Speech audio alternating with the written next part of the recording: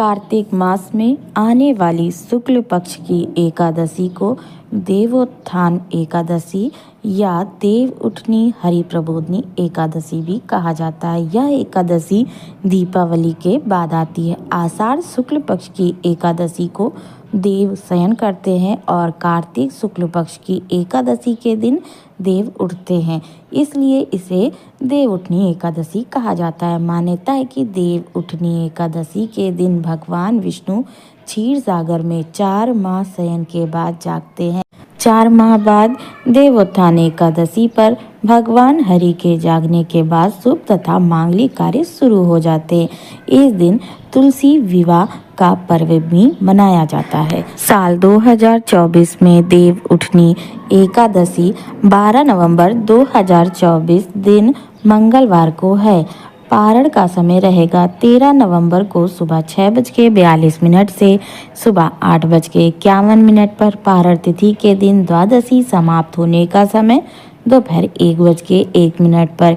एकादशी तिथि का प्रारंभ 11 नवंबर 2024 को शाम को 6:46 पर हो रहा है और एकादशी तिथि की समाप्ति 12 नवंबर 2024 को शाम को 4:04 पर। एकादशी को भगवान को जगाने की विधि। भक्तों, यह कथा स्कंद पुराण से ली गई है। ब्रह्मा जी कहते हैं, जो पुरुष कार्तिक मास में प्रतिदिन पुरुष सूक्त के मंत्रों द्वारा अथवा 5 रात्र आगम में बताई हुई विधि के अनुसार भगवान विष्णु का पूजन करता है, वह मोक्ष का भागी होता है। जो कार्तिक में ओम नमो नारायणाय इस मंत्र से श्री हरि की आराधना करता है, वह नरक के दुखों से मुक्त हो रोग शोक से रहित वैकुंठ धाम को प्राप्त करता है। कार्तिक मास में जो मनुष्य विष्णु सहस्त्र नाम तथा गजेंद्र मोक्ष का पाठ करता है, उसका फिर संसार में जन्म नहीं होता।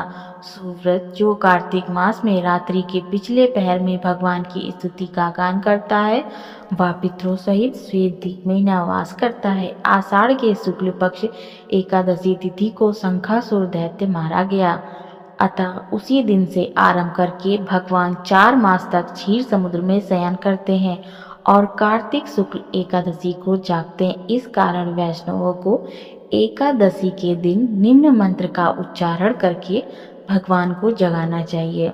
उत्तिष्ठोत्तिष्ठ गोविंद उत्तिष्ठ, गरुड़ध्वज उत्तिष्ठ, कमलाकांत त्रैलोक्य मंगलम कुरु।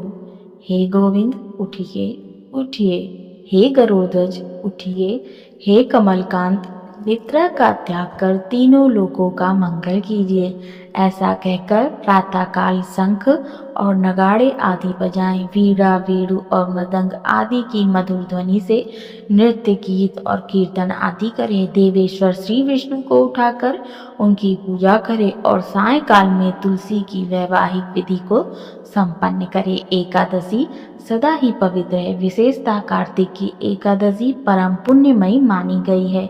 उत्तम बुद्धि वाला मनुष्य वृद्ध माता पिता का विधि पूर्वक पूजन करके अपनी स्त्रियों के साथ भगवान विष्णु के प्रसाद को भक्षण करे। जो इस प्रकार विधि से द्वादशी व्रत का अनुष्ठान करता है, वह मनुष्य उत्तम सुखों का उपभोग करके अंत में मोक्ष को प्राप्त होता है। मुनि श्रेष्ठ, जो मनुष्य द्वादशी तिथि के इस परम उत्तम पुण्यमय महात्म्य का पाठ अथवा श्रवण करता है, वह उत्तम गति को प्राप्त होता है। जय श्री कृष्ण।